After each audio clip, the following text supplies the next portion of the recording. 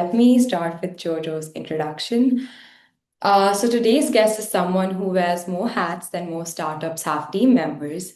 JoJo Platt is a leading neurotechnology strategist and ecosystem builder with deep experience across startups, research, investment, and policy. She runs her own consultancy, Platt and Associates, and also serves as a general manager of a stealth neurotech company, leads business development at Neo-Bionica, and heads partnerships at Corundum Neuroscience. Or as I remember her introducing herself at the California Neurotech Conference this April, I'm a whim for neurotech startups and VCs. Jojo is known for connecting science, business, and storytelling to help cutting edge neurotech ventures grow and gain traction. From brain computer interfaces to neuroprosthetics, she is at the center of innovation. She's also contributing editor at Neurotech Reports, a regular on the global speaking circuit, and a co-chair of high impact PCI workshops. She's been called a Jedi FOMO dealer, and for good reason, because when Jojo is involved, people pay attention. So, if you're curious about what it really takes to build a career in neurotech, or just want a front row seat to where the industry is headed, you're going to love this conversation. Let's dive in. So, Thanks. let me start by asking. You did your bachelor's in communications and media. What initially drew you to that field, and what did you originally envision for your career after college? Also, what led you to make the switch into neurotech?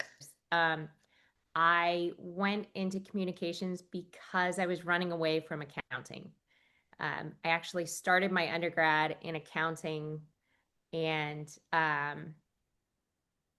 I was lucky enough to be working at a internet backbone technology company. So not this was pre-dot-com bubble. We were actually building the infrastructure to deliver video on the internet back when everybody was on a 14 4K modem. Think of that as the horse and buggy of the internet. So I was really lucky. It was a fantastic little startup, actually started by a biotech founder in San Diego. And I went through the IPO with them on the accounting side. And there were only two of us on the internal finance team through the whole IPO. So it was long hours. It was, I get it in the office at 6 in the morning, work until about 4 or 5 in the afternoon. Um, I would go and have dinner with my daughter. I was a single mom at the time. My parents were helping me out quite a lot. So I'd go and have dinner with my daughter, and then I'd go to night classes, and then I'd go back to the office and work until about 2 in the morning, go sleep for a couple hours, and then start again the next day. So after going through the whole IPO like that, I was a wreck. And I kept seeing all of the expense reports for the marketing team come in. Like, you went where for dinner? You spent how much on T&E? Like, I am in the wrong side of this balance sheet. So I immediately, after the IPO cleared, I immediately changed majors and moved over to the marketing team. Um, and they needed somebody on comms. So I thought, all right, great. I'll just do comms from now on. Um, I didn't really, I was a single mom, really young, too young. But I didn't really have, I wasn't thinking about a career at that point. I was just really trying to keep my head above water.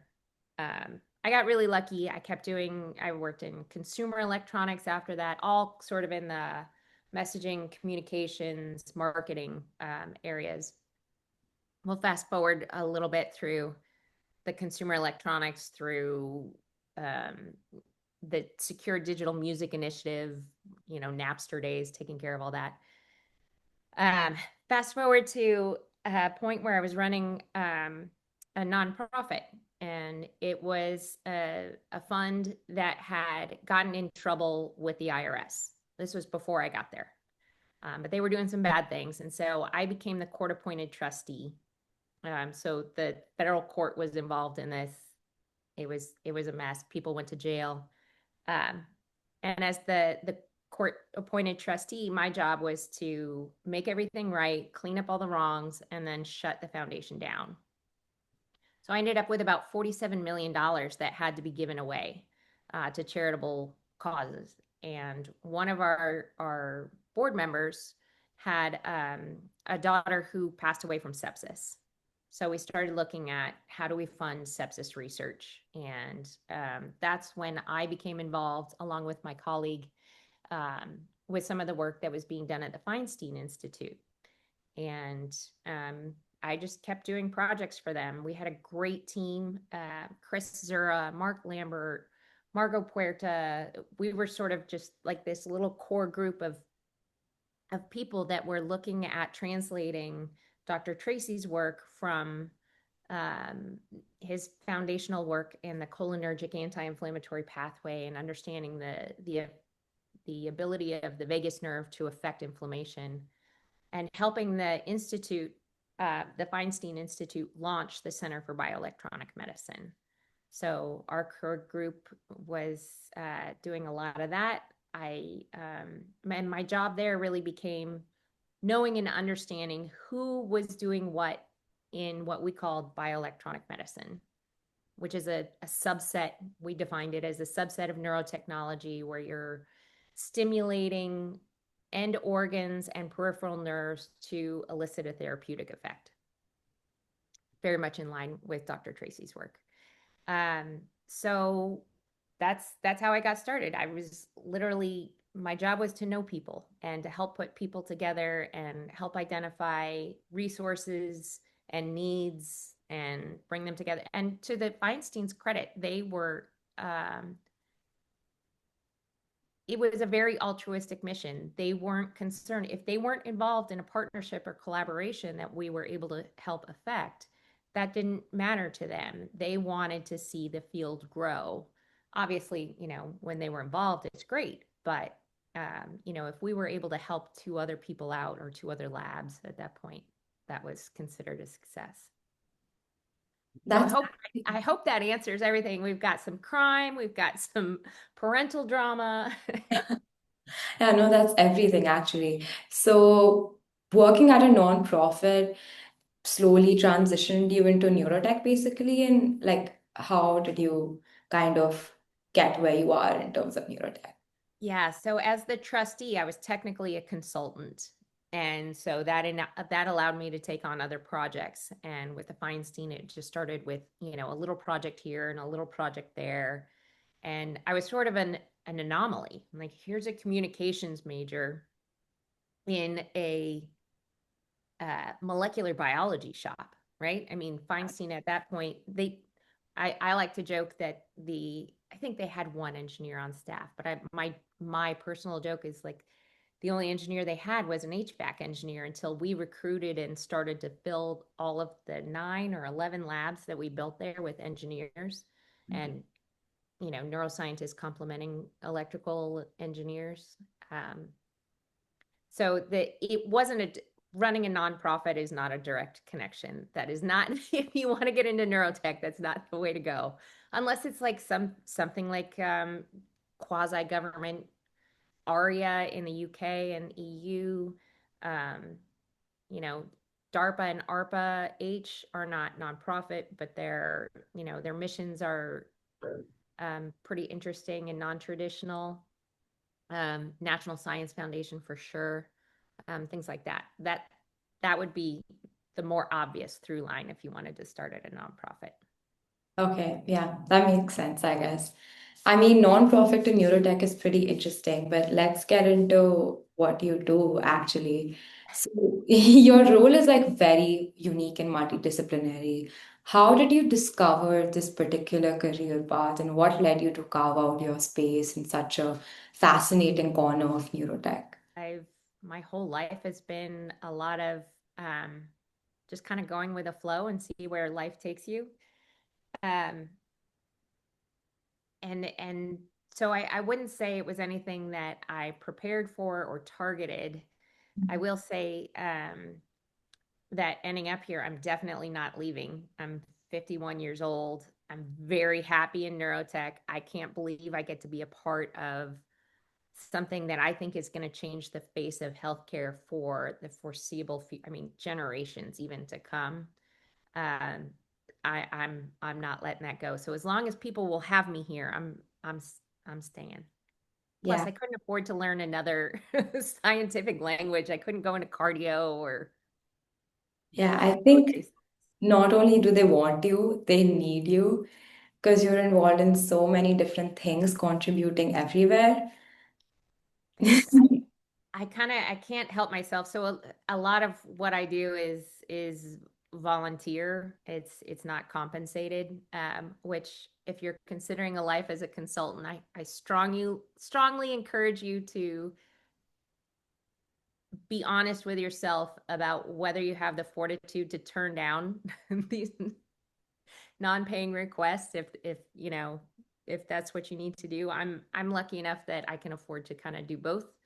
um, I see this as an opportunity to, you know, since I'm not a scientist or an engineer and I'm not actually directly contributing to these great efforts, if I can do my part to help young scientists and engineers kind of figure out where they want to go, or more on the paid side, help young startups sort of figure out what their path to market might look like, and you know, prioritizing which indication to go after first, those sorts of things. It's a balancing act. Wow, but that's actually very inspiring. Like, what I learned from this is like, if you don't have experience in something, try to contribute without any compensation so that you get to learn more. We'll try to get compensated first, Yeah, and of and course. then and then volunteer. Yeah, and so many people, you know, I hear a lot of people, and I have it too, is the sort of, I especially have it in this field, is the imposter syndrome. Mm, And to me, if you really dissect that, all it really is apprehension about trying something you've never done before, that other people may have already done. And that's all it is. yeah, And you're always going to have it unless you take that first step and do it the first time and say, okay, it wasn't perfect, I'll get better. yeah. Um, what inspired you to start Platt and Associates, and what was the journey like getting it off of the ground? And do you have any advice for others looking to launch something of their own? Yeah. First bit of advice, choose something with a shorter name. It's really, so that ties back to the impetus. When I became the court appointed trustee for the foundation, I had to transition out of an employee role into a consultancy role. So the court order came through in late December. Talked to my accountant. He said, all right, you need to start an S Corp. Day one is January 1st. Come up with a name, make sure the domain's available. I'm like, I don't know. Okay, it's Christmas. I've got family stuff happening. My mother-in-law had her own consultancy in architectural heritage, and she was G. Bland Platt and Associates. I'm like, I'll make it shorter, Platt and Associates. So no, not well thought out, especially for a marketing and communications major. But yeah, so to anybody who ever has to email me, I'm sorry. Um, Other than that, the consultancy is I, nobody does, even now nobody does what I do. And back then, 15, 16 years ago, even I didn't do what I was going to do. So it was a leap of faith. I think one other really important um, lesson that I learned the hard way is, as a consultant, make sure not to have all your eggs in one basket. It's really easy to fall in love with a client and what they're doing and believe in their mission and their work so much that you sort of focus all of your time and attention on a primary client. You know, maybe not exclusively, but um, then when your contract terms change or their financial positions change or politics change, um, you know, that out clause can be invoked pretty quickly. And so I would strongly say diversify as best as you can. Okay, that's great advice, actually. So you're currently leading Platt and Associates, serving as general manager of a stealth neurotech startup. driving business development at Neo-Bionica and heading partnerships at Corundum Neuroscience. How do you balance these different roles, and in what ways do they complement each other in your work? Yeah, so the stealth neurotech is pretty exciting. It's it's very new. I can't get into specifics on it, but it's a little neurotech light. And what's really interesting is I also teach. I'm a co-chair of the Cleveland Neurodesign workshop where we teach to the biodesign process, which is first observe the pain points in the clinical spectrum, then distill it down to a needs statement, then understand all of these other components before you even start to think about your solution. Um, this stealth mode company came to me with a solution and said, let's build this. And I said, okay, let's do it. It sounds amazing. But it does feel very strange to be working against that which I teach or promote. But that's all I'll say about the stealth neurotech. I am going to correct you a little bit on Neo-Bionica. They're an excellent, excellent company. I'm not working with them quite so much anymore. They brought in an awesome VP of sales who really has made my function with Neo-Bionica a little obsolete for the moment. So hopefully that's going really well for them. Strongly encourage you to check them out if you have any engineering and design needs. With Corundum, this is a fantastic group. I love working with this team. It's an Israeli-based fund with Japanese limited partners. So it's this great dichotomy of very aggressive, active thinkers and very intentional, pragmatic ways of thinking. And I get to sit in the middle and sort of help identify potential investments where everybody can agree, which is fun. And they also, it's really great to exercise in a zone of discomfort, which I get to do with Corundum. I have a personal preference toward implanted solutions. I just think where we are in terms of physics and understanding neuroanatomy and how we can get the best possible signal with the least possible noise just means you have to be closer to the source. So whether that's in a peripheral nerve or in the central nervous system, to me, that goes inside the body. With Corundum, we don't invest in anything that even breaks the skin. So even just the smallest pinprick, if it punctures the skin, we have no interest. So it really forces me to think about opportunities in a way that I normally would shy away from. So saying, okay, we're going to stay outside the skull. How do we optimize with today's technology to either stimulate or to read out through the skull? And I think that's an important challenge because that's also where adoption of some of these more advanced technologies is going to take place. We get very sort of closed into our own world and we think, oh, yeah, brain computer interface. If I had ALS, 100%, I'd go for a BCI implanted, hook me up. Not everybody thinks that way. In fact, the bulk of the population thinks you're nuts if you talk about opening up someone's skull and putting in electrodes on the surface or penetrating the brain. They're like, heck no. So I think helping people in the general public migrate to understanding the value of these solutions, what we can accomplish today with wearable devices, hopefully what we can accomplish in the future, also in wearables, and then reserving those implanted solutions for the appropriate use cases.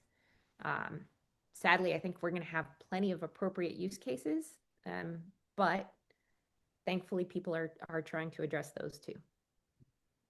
Yeah, that sounds amazing. I just want to know what made you so partial towards implants? And what makes you think that they're like, the future? Is there any particular product that you came across? Yeah, I'm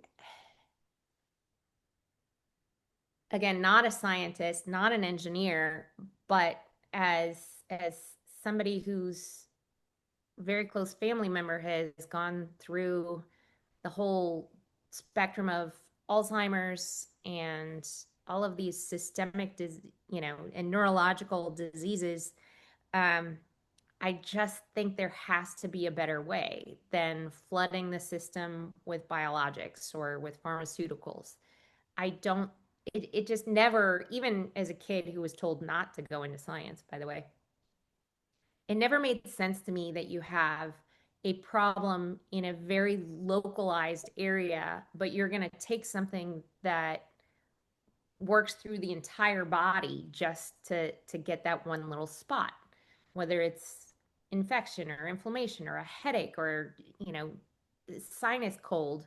It just it didn't seem logical to me. So looking at devices broadly as a way to specifically target something that we know to be uh, able to influence an outcome or therapeutic effect just makes sense. And again, because I think the physics are stronger, again, it depends on what you're trying to target or read. Um, it just seems like you get a much better signal inside the body. Um, and through Corundum, thankfully, I'm learning to accept and expand my way of thinking about that.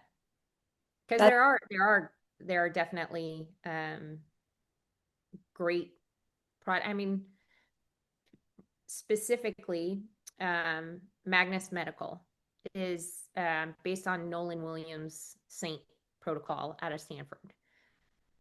Strictly wearable, strictly outside the body, doesn't puncture the skin, and they're having fantastic results. I remember having one, I think it was Nolan or one of their executives up on stage at the Neurotech Leaders Forum when they announced that during their clinical trial, the FDA had stopped the trial. And everybody hears that and they're like, oh my gosh, it must have been terrible.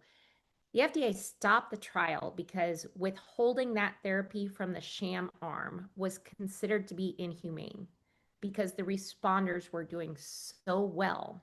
The non sham arm was responding so well that it was unethical to withhold that treatment from the other participants in the study. That's rarely ever been done before. And that to me speaks volumes. On the other end of the spectrum, if you look sort of at, okay, Magnus is doing great things. Their responses are strong. Um, the the durability of effect is good. Changing people's lives from going from active suicidality into not just feeling better, but into clinical remission with treatment resistant depression. Um, that's critical. And that's great. I think that's fantastic. But then, you've got, hopefully we've, especially in younger populations, hopefully we've been able to intervene early enough that they have decades ahead of them. So then you naturally have to ask the question, are you going to be on this therapy for the rest of your life? You're going to go into the clinic and get your tune-ups or whatever it is. What does that do for your lifestyle? Is that manageable? Depends on the person. So then you look at Motif, which is arguably minimally invasive. They don't break the dura. Um, it's a similar on from the lay perspective. It's a similar sort of approach. It's just implanted, and so you get the sort of, it's not quite set it and forget it because you've got to recharge and all these other things, but it's you put on a cap once a day or twice a week or whatever their charging protocol is these days, and you get to live your life without thinking about your illness. And I think that's fantastic. Yeah. Sorry, I don't know if I answered your question. I get started on these things and I unravel. No, no, no, no, you did. No, you did. I feel like helping people forget their illness is a very important part of the solution, of the cure. And I feel like that might be a new thing that startups are trying to include today, which I feel is amazing because people with illnesses like autism have always been treated differently, whether in schools or by classmates or things like that. I feel like it's a very important part of the cure, like making them feel normal and like Yeah. included. Yeah. Yeah. And I think I'm not sure. I mean, motif I think is great because it does have that potential to just sort of let you forget about your disease. I think the intervening step, and Motif did this along with several other companies, is really engaging with the end user, not the clinic, not just the clinician end user. You absolutely have to involve them during your design process and even your investigational process. But working with patients, the end users, their caregivers, their family members, to understand what is it that they want and need. And it's going to impact all sorts of design decisions, not just your form factor. It's going to be things like, do I want to wear a belt to recharge, or can I wear a hat to recharge, or why can't you give this to me in some other modality um, that perhaps the design team hadn't even thought of before. Yeah. I think, we have fantastic BCI pioneers that work a lot with Ian Burkhart. Um, and Jen French has always been a marvelous and well-spoken, outspoken, outstanding advocate for users being involved in the process. Rune Technologies has done a great job. I know that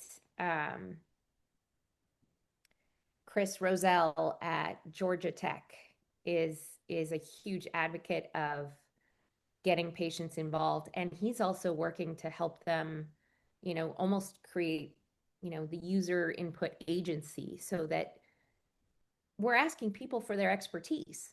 As a consultant, I'm going to tell you they should be paid for that time. Just because they're patients doesn't mean that their input is, in fact, it's more valuable. So let's treat them and compensate them fairly. Um, yeah, Yeah. I think we're doing a lot better a lot sooner than I thought we would Yeah. on the user engagement. Yeah. And then I had a question to ask you. Like, what's the story behind your title of Jedi FOMO dealer on LinkedIn? And what does that mean to you? So actually, one of the founding team members, I think she's a founding team member at Cognition, which is a wearable. Um, we had gotten to talking back and just messaging back and forth, and she's like, "You're everywhere. I feel like if I'm not where you are, I'm missing out on something. You have this great ability to make people want to go and do all the things that you're doing," which I kind of liked. I mean, I used to say when my kids were younger and they didn't quite understand what I do for a living, I would say, "Oh, well, I find people with a resource in this specific field, and then I find somebody with a need and I put them together so that they can collaborate." And I think it was my oldest at the time. Well, she's still the oldest. She said, "Oh, I get it. So you're like a pimp, but for science." So she started calling me a science pimp when she'd introduced me to her friends' parents. Oh, yeah, here's my mom. She's a science pimp. I'm like, okay. So I did have science pimp for a while. And I thought, okay, Jedi FOMO dealers, maybe a little more palatable and a little less grungy. So I'm sure I'll change it to something else someday. But I guess it does help people understand what you do because it's such a multifunctional role that I mean, it's unique. So people like it's hard for you to explain it, but like this sentence completely helps. I, my kid was not all that old when she came up with it, but she wasn't wrong. That's definitely funny. Yeah, and then again, I have another question. As a neurotech strategist, your role seems incredibly dynamic. What does a typical day look like for you, and what kind of projects do you take on across different roles? Um, so I don't get into a lot of specifics about my clients because it's almost like plastic surgery. It's like you want to look great, but you don't want anybody to know you had work done. So a lot of what I do is strictly under NDA. I do, and I work with a lot of different groups, so not just Corundum, and that's pretty, that's can be highly visible, no problem. In fact, I want people to come and pitch me ideas. Um, but for a typical day, I try and check in on each one of my clients. Um, and they ebb and flow. So some are highly active one week, and then for another couple weeks they'll be pretty quiet. So no day is ever the same. I travel a lot, um, which is a lot of fun. I really enjoy it. I get to since I'm not in the lab building and doing great things like you guys are, I get to go to all the conferences that you guys have to pick one or two a year, maybe if you're lucky, a couple more. I get to go to almost as many of them as I can tolerate. So it's a lot of Zoom calls, which um, I was traveling all throughout COVID, um, just because life doesn't stop. Um, and a lot of my clients just needed face to face kind of things. Um, I I don't know. It's no day's ever the same. I couldn't elucidate beyond that. Yeah, so like I feel like a lot of people want to get into multifunctional roles these days, which is not just science and not just business, not just consulting. So, for someone who looks up to your journey, what steps would you recommend they take to build a career at the intersection of neuroscience, strategy, and innovation? And how can they find a starting experience or opportunities to get their foot in the door? So this is not an uncommon question, and I talk to a lot of people early in their education or earlier in their career about how I would, if I were to be strategic about my career path, how I might do it in this field in particular. So we talked a little bit about this offline. What I encourage people to do, and the sooner you start, the better. For me, I like Google Sheets. For you, do whatever you want. Build an AI tool to make it do it for you, however you want to go about doing it. But what I'd like people to capture is start lists of companies or labs or efforts that you admire. And similarly, another tab or document, whatever, for the ones you don't.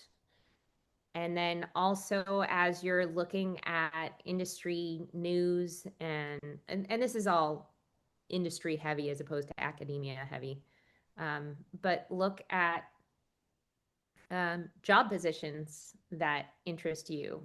Take note of the title. Start messing around and creating your own titles. Keep a list of those. If you want to be a Jedi FOMO dealer, make it up. Find out what that means to you, and then find a way to go do it, hopefully. um, and then within those job titles, look at the job descriptions and capture the tasks or the tasks and the responsibilities within that job description. Again, two lists. What appeals to you and what do you absolutely not want to do? We all know my first one's accounting. Not want to do any more accounting. Um, but you'll start to see patterns across all of that. And you'll start to see, I really think I fit well as a product manager. That lets me, implement my engineering background and move over into my more um, people skills areas.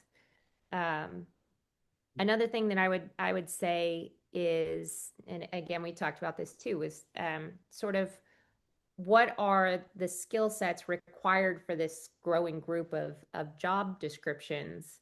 You'll see common themes like must have this skill set, and keep 3 buckets. Keep one bucket for things you can learn in a week, another bucket for things you can learn in a month, and a third for things that are going to take you a year to master. And as best as you can, allowing for life and work life balance, school life balance, try and keep something in each one of those buckets active kind of as best you can at all times. And that way, when you're done with your degree or you're done with your internship or you've completed whatever your benchmark is, then you've done your best to strategically position yourself for something that you think you want. This doesn't guarantee that the company is going to be the right fit, or the location is the right fit. Those things, that's just life. That's going to happen. I know plenty of people who went to law school, started practicing attorneys and said, I hate this, and completely pivoted. It's going to happen for people. But, if you arm yourself with good research, you can maybe give yourself a head up, a leg up. Yeah, a leg up.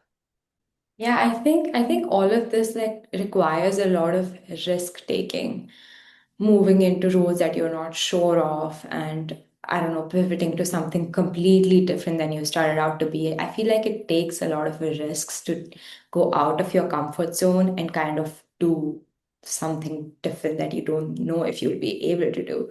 So, what? It's that imposter syndrome thing, right? It's Yeah. like, I don't know if I'm going to be able to do it. Of course you don't, because you haven't tried it yet.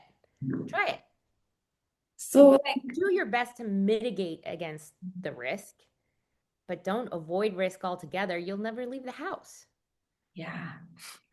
What's one risk in your career that you took that really paid off? And is there one that didn't turn out as expected? Oh, that's a good one. I'm not sure I can answer this one. Let me think. A risk that paid off and a risk that didn't. Um, I'm not sure it's a risk. I will say one thing that has never steered me wrong is my gut. If I'm using my brain to try and overrule my gut, I I do not do well. That's in personal life, in professional life, um, and I the only things I've regretted are the things where I haven't listened to my gut. I Maybe that's just me. Maybe, I have a hyper attuned psychological and nervous system that, battle each other out. I'm not sure what to attribute that to. Um, but yeah, if my brain is trying to overrule my gut, that does not work well. Um, I've been really lucky. Even in tough times, but as a consultant, those tough times are generally in the bucket of financial challenges. You know, I'm an optimist, so I let that guide me. Maybe a little too much. I don't think so. Others might think so. Um, but if I don't believe in myself, who will? Yeah, I think with the gut and the brain thing, it's a lot of self-awareness that you know that this is what works for me and this is what doesn't, which is what helps a lot of people. And I think it takes a process to get there, but when you get there, it's better.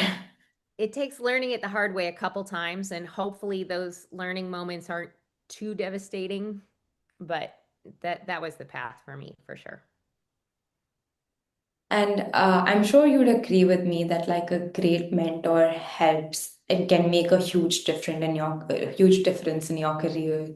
Was there someone um, or a particular project that really shaped your path or helped you find your footing in the field? Something that made you feel like, okay, yeah, this is where I belong. Yeah. It was probably I'm gonna give a lot of credit to Mark Lambert. Um, he and I worked together both at the foundation and consulting with the Feinstein. And he was always very um pragmatic and very supportive and very clear. Um, you know, we'd be in a board meeting and he'd say, why aren't you sitting front and center?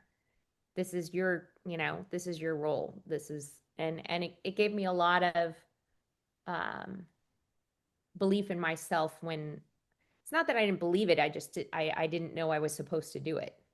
Yeah. Because I was fairly young.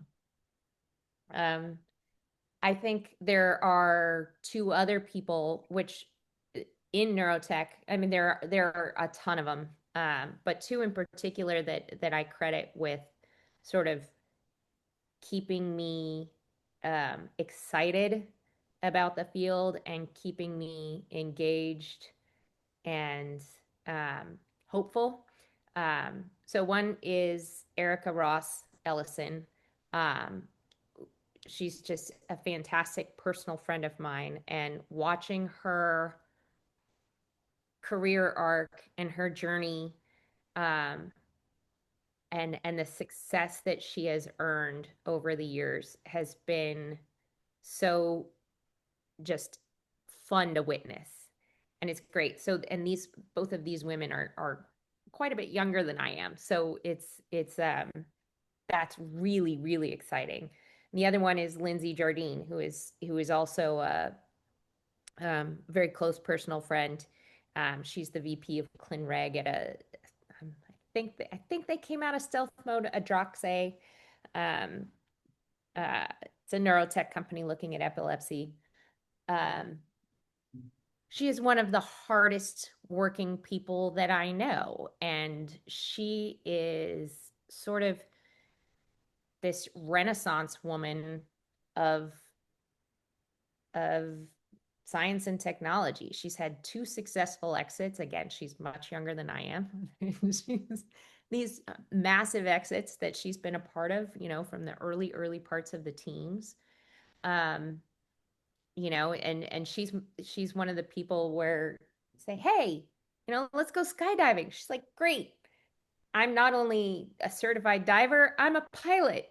And then you're like, hey, let's go whitewater rafting. And she's like, oh, awesome. I'm a certified guide. She's just,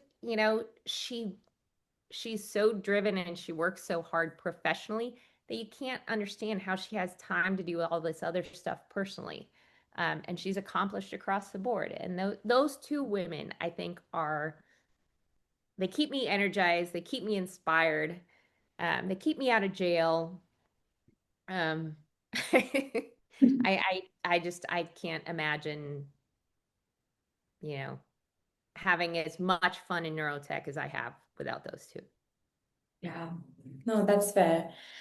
I feel like it's important to have those friendships in your career, and it's amazing that you have that. I mean, they Yeah. try You spend more time at work than you do with your family. and they become your family. Yeah. And I have one last question for you. I think you've probably sort of answered this with the implants that we were talking about. But what are areas of neurotech that you're the most excited about right now? And are there any development or trends that you think people aren't paying enough attention to? Yeah. So where I am most excited, I will say that I have corrected a previous fear of my own, which many, many years ago, when a client would approach me and say, "Hey, we're looking at neuropsychiatric disorders. Can you work with us?" And I would say no. I had too much fear around the risks of failure um, for neurotech and neuropsychiatric disorders. It's a really challenging population, and the the chances that diagnosis is singular, so only depression or only uh, schizophrenia, that's rare. It's usually, a group of conditions or disorders or um, so I was afraid of failing in neuropsychiatric disorder, so I stayed away from it. Fortunately, and I did sort of become familiar with Motif before Magnus, but they're both fantastic.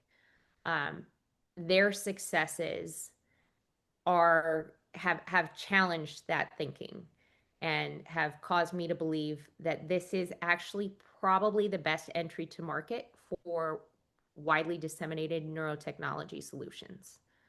um, Amy Cruz with Satori Neuro. She also, her fund is focused solely on neuropsychiatric disorders, not solely on neurotech, but that is her DNA. So, she's very obviously involved in neurotech solutions in neuropsychiatric disorders. Um, and finally, I would say that the other group that really makes me excited about the future for our role in neuropsychiatric disorders is the One Mind Accelerator, that I am fortunate enough to do a little bit of work for. They're an outstanding. They are a nonprofit. It's an accelerator for companies addressing um, mental health issues. They're uh, platform agnostic. So it could be psychedelics, it could be digital health, it could be neurotechnology. That doesn't matter. Um, I think that whole orbit of people is just, they've changed the way I think about neuropsych. And I'm really grateful that they're doing what they're doing and doing it so well. So Yeah. that's what I'm most excited about. Neuropsychiatry, yeah. I think our viewers would be very excited to know that neuropsychiatry is an upcoming field, just like neurotech. And there's so much more development going on. Yeah, I guess that brings us to the end of our podcast. Thank you so much for taking out time and interviewing with me. It's my pleasure. Hopefully the meandering journey has some kernel of value to somebody somewhere. If not, then it's been a great time and I had fun.